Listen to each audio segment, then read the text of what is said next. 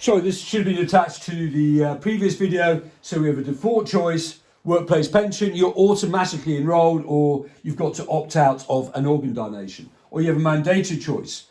You are required by law to make a certain decision. So if you apply for a passport, you could be required to always, by law, to choose whether or not they are willing to donate their organs. So you have to make a decision. So this would be a mandated choice. Okay, default choice, mandated choice. We can also have a restricted choice. So if you give people loads of different types of pension, like hundreds and hundreds of them, people get really confused and they haven't got enough processing power. But if you say, okay, you can invest in a high risk pension, okay, or a medium risk pension or a low risk pension, then people can use one of those categories, and then they can decide which pension policy they want. So more information may not always be better. Then we have a nudge versus a shove.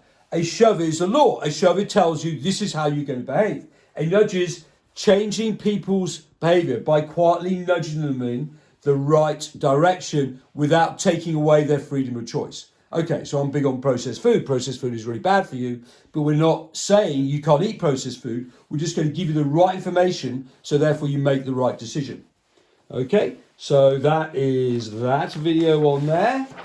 Right, a nudge is part of choice architecture. Right, e.g. the school canteen, do not ban junk food, so you can still eat junk food. We're just pushing you towards the healthy food. So therefore you have loads of pictures of healthy food and no pictures of junk food. And at the end of the canteen, they'll have the unhealthy food and the healthy food at the front of their canteen.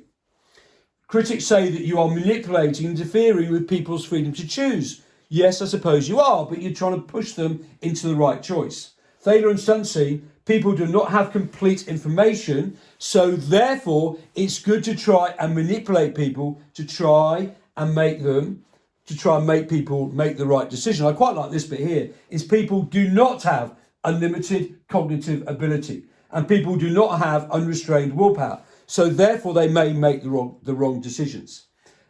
I always go on about this. If you eat processed food up to the age of 18, this is causing serious complications for the rest of your life. So therefore, you should be pushing people towards not eating processed food. You could even make an argument you should regulate it and ban it because it's actually poisoning you. That's up to you. But imagine what Coca-Cola would say. Imagine what Red Bull would say. It would create serious implications, but maybe that's what governments have to do. So you could absolutely regulate, but nudging is just trying to push you in the right direction.